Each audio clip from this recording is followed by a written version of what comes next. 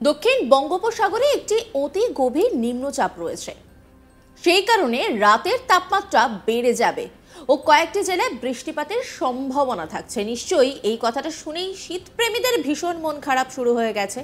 খুব স্বাভাবিক, একটু যদিও বা শিশিরানি একটা হাওয়া দিচ্ছিল, তার মধ্যে আবার দোসর বৃষ্টি, আর তাতেই আবার তাপমাত্রা বেড়ে যাচ্ছে।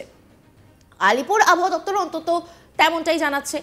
এই মুহূর্তে দক্ষিণবঙ্গের সমস্ত জেলাগুলিতে শুষ্ক আবহাওয়া থাকবে। শুধুমাত্র দক্ষিণবঙ্গের কয়েকটি জেলায় 30শে নভেম্বর থেকে 1 ডিসেম্বর অবধি আংশিক মেঘলা আকাশ এবং বৃষ্টিপাতের সম্ভাবনা থাকছে। 24 পরগনা ও পূর্ব মেদিনীপুরের কিছু কিছু জায়গায় হালকা বৃষ্টির সম্ভাবনা থাকছে। মেঘলা আকাশ থাকার সম্ভাবনা রয়েছে, যে কারণে রাতের তাপমাত্রা 2 থেকে 3 ডিগ্রি বেড়ে যাওয়ার সম্ভাবনা থাকছে। কলকাতা ও তার পার্শ্ববর্তী অঞ্চলে আংশিক মেঘলা আকাশ থাকবে। দিনের সর্বোচ্চ তাপমাত্রা থাকবে 27 ডিগ্রি সেলসিয়াসের কাছাকাছি, আর সর্বনিম্ন থাকছে 18 ডিগ্রির কাছাকাছি। সামান্য একটু তাপমাত্রা বেড়ে 18 থেকে 19 ডিগ্রি হয়ে যাওয়ার সম্ভাবনা থাকছে। দক্ষিণ বঙ্গোপসাগরে একটি অতি গভীর নিম্নচাপ রয়েছে, সেই কারণে রাতের তাপমাত্রা বেড়ে যাবে। কয়েকটি জেলায় বৃষ্টিপাতের সম্ভাবনা থাকছে, জানাচ্ছে হাওয়া অফিস।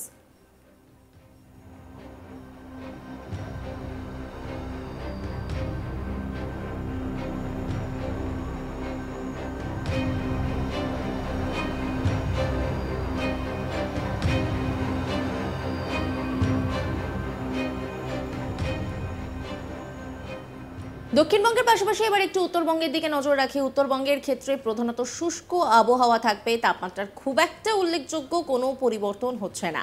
রাতের তাপমাত্রা সেই দিকেও মানে উত্তরবঙ্গেও কিন্তু একটু বেড়ে যাওয়ার সম্ভাবনা রয়েছে। আবহাওয়াবিদ সৌরিশ বন্দ্যোপাধ্যায় তিনি কি বলছেন শোনাব আপনাদের। দক্ষিণবঙ্গের জন্য প্রধানত শুষ্ক ওয়েদারই থাকবে। বেশিরভাগ জায়গাতেই আংশিক মেঘলা আকাশ থাকার সম্ভাবনা রয়েছে। 30 থেকে 1 তারিখ এর মধ্যে উপকূলের কাছাকাছি জেলাগুলো 2-1 জায়গায় হালকা ধরনের বৃষ্টিপাতের সম্ভাবনা থাকবে। মেনলি দক্ষিণ 24 পরগনা, পূর্ব মেদিনীপুর, উত্তর 24 পরগনা, এই জেলাগুলো 2-1 জায়গায় হালকা বৃষ্টির সম্ভাবনা থাকবে 30 তারিখ এবং 1 তারিখ। এছাড়া দক্ষিণবঙ্গের অন্যান্য জেলাগুলোয় প্রধানত শুষ্ক ওয়েদারই থাকবে, আংশিক মেঘলা আকাশ থাকবে। তাপমাত্রা খুব একটা উল্লেখযোগ্য পরিবর্তন থাকবে না আগামী 2 দিনে। তারপর মেঘলা থাকার কারণে রাতের তাপমাত্রা একটু বাড়বে 2 থেকে 3 ডিগ্রির মতো। কলকাতা পার্শ্ববর্তী অঞ্চলে আগামী 4-5 দিন প্রধানত আংশিক মেঘলা আকাশ থাকার সম্ভাবনা। দিনের সর্বোচ্চ তাপমাত্রা 27 ডিগ্রির কাছাকাছি, সর্বনিম্ন প্রায় 18 ডিগ্রির কাছাকাছি আগামী 2-1 দিন থাকবে। তারপর সামান্য একটু বেড়ে 19 বা 20 ডিগ্রির কাছাকাছি সাময়িকভাবে একটু বাড়বে। উত্তরবঙ্গের জন্য প্রধানত শুষ্ক ওয়েদারই থাকবে। তাপমাত্রার খুব একটা উল্লেখযোগ্য পরিবর্তন উত্তরবঙ্গে থাকবে না, সামান্য একটু বাড়বে উত্তরবঙ্গের রাতের তাপমাত্রা।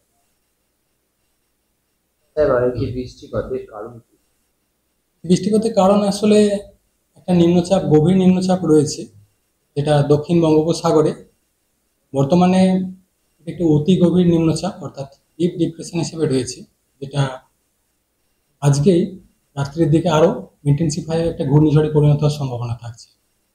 মেনলি এটার প্রভাব দক্ষিণের দিকেই, অর্থাৎ দক্ষিণ বঙ্গোপসাগর এবং তামিলনাড়ু উপকূল সংলগ্ন এরিয়াতেই ম্যাক্সিমাম প্রভাবটা থাকবে।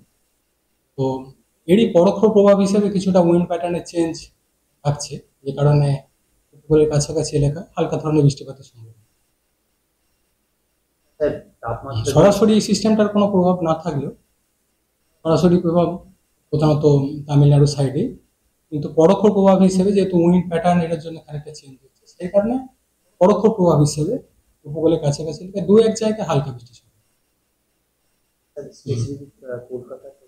কলকাতার ক্ষেত্রে আংশিক মেঘলা আকাশে আগামী 4-5 দিন থাকার সম্ভাবনা রয়েছে। তাপমাত্রা সর্বনিম্ন 18 ডিগ্রির কাছাকাছি আগামী 2-1 দিন, তারপর সামান্য একটু বেড়ে 19 থেকে 20 ডিগ্রির কাছাকাছি পৌঁছাবে, সেটা সাময়িকভাবে।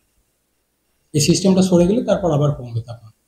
দিনের তাপমাত্রা একটু কমই রয়েছে, 27 ডিগ্রির কাছাকাছি রয়েছে এবং এর কাছাকাছি থাকবে 27 ডিগ্রির কাছাকাছি সর্বোচ্চ তাপমাত্রা। ঘূর্ণিঝড় হবে কিনা তা নিয়ে এখনই নিশ্চিত নয় আবহাওয়া দপ্তর, তবে এর অভিমুখ উত্তর পশ্চিম দিকে। আপাতত শ্রীলঙ্কা ও তামিলনাড়ু উপকূলে রয়েছে, আর এই সবের জেরে বাংলায় বৃষ্টি হওয়ার পূর্বাভাস দিয়েছে আলিপুর আবহাওয়া দপ্তর। এই নিম্নচাপের জেরে উইকেন্ডে উপকূলে বৃষ্টি হতে পারে, সপ্তাহান্তে বৃষ্টি হতে পারে উপকূলের 2 জেলাতে। দক্ষিণ 24 পরগনাতে মানে 29 নভেম্বর শুক্রবার থেকে হালকা বৃষ্টির সম্ভাবনা রয়েছে। 30 নভেম্বর শনিবার ও 1 ডিসেম্বর রবিবার পূর্ব মেদিনীপুর ও দক্ষিণ 24 পরগনা এই 2 জায়গাতে বৃষ্টির সামান্য সম্ভাবনা রয়েছে বলে জানিয়েছে হাওয়া অফিস। মৎস্যজীবীদের জন্য কিন্তু বিশেষ সতর্কবার্তা জারি করা হয়েছে। দক্ষিণ পূর্ব বঙ্গোপসাগর এবং দক্ষিণ পশ্চিম বঙ্গোপসাগর এই এলাকাতে মৎস্যজীবীদের গভীর সমুদ্রে যেতে নিষেধ করা হয়েছে। শ্রীলঙ্কা ও তামিলনাড়ু উপকূলের মৎস্যজীবীদেরও মাছ ধরতে যেতে বারণ করা হয়েছে। সপ্তাহভর শীতের একটা হালকা আমেজ থাকছে, হালকা থেকে মাঝারি কুয়াশার সম্ভাবনা বেশ কিছু জেলাতে। নতুন করে তাপমাত্রা নামার সম্ভাবনা নেই, কারণ আগেই বললাম যে বৃষ্টিপাতের সম্ভাবনা রয়েছে। বিক্ষিপ্তভাবে প্রায় সব জেলাতেই হালকা থেকে মাঝারি কুয়াশা হতে পারে। আবহাওয়াবিদ কি বলছেন শোনাব আপনাদের। প্রধানত শুষ্ক ওয়েদারই থাকবে বেশিরভাগ জায়গাতে, আংশিক মেঘলা আকাশ থাকার সম্ভাবনা রয়েছে। 30 থেকে 1 তারিখ এর মধ্যে উপকূলের কাছাকাছি জেলাগুলো 2-1 জায়গায় হালকা ধরনের বৃষ্টিপাতের সম্ভাবনা থাকবে। মেনলি দক্ষিণ 24 পরগনা, পূর্ব মেদিনীপুর, উত্তর 24 পরগনা এই জেলাগুলো 2-1 জায়গায় হালকা বৃষ্টির সম্ভাবনা থাকবে 30 তারিখ এবং 1 তারিখ। এছাড়া দক্ষিণবঙ্গের অন্যান্য জেলাগুলোয় প্রধানত শুষ্ক ওয়েদারই থাকবে, আংশিক মেঘলা আকাশ থাকবে। তাপমাত্রা খুব একটা উল্লেখযোগ্য পরিবর্তন থাকবে না আগামী 2 দিনে। তারপর মেঘলা থাকার কারণে রাতের তাপমাত্রা একটু বাড়বে 2 থেকে 3 ডিগ্রির মতো। কলকাতা পার্শ্ববর্তী অঞ্চলে আগামী 4-5 দিন প্রধানত আংশিক মেঘলা আকাশ থাকার সম্ভাবনা। দিনের সর্বোচ্চ তাপমাত্রা 27 ডিগ্রির কাছাকাছি, সর্বনিম্ন প্রায় 18 ডিগ্রির কাছাকাছি আগামী 2-1 দিন থাকবে। তারপর সামান্য একটু বেড়ে 19 বা 20 ডিগ্রির কাছাকাছি সাময়িকভাবে একটু বাড়বে। উত্তরবঙ্গের জন্য প্রধানত শুষ্ক ওয়েদারই থাকবে, তাপমাত্রার খুব একটা উল্লেখযোগ্য পরিবর্তন উত্তরবঙ্গে থাকবে না, সামান্য একটু বাড়বে উত্তরবঙ্গে রাতের তাপমাত্রা।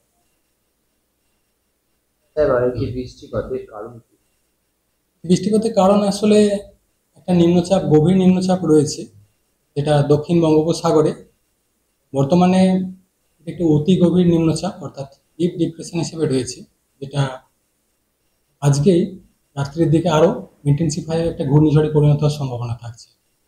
মেনলি এটার প্রভাব দক্ষিণের দিকেই, অর্থাৎ দক্ষিণ বঙ্গোপসাগর এবং তামিলনাড়ু উপকূল সংলগ্ন এরিয়াতেই ম্যাক্সিমাম প্রভাবটা থাকবে।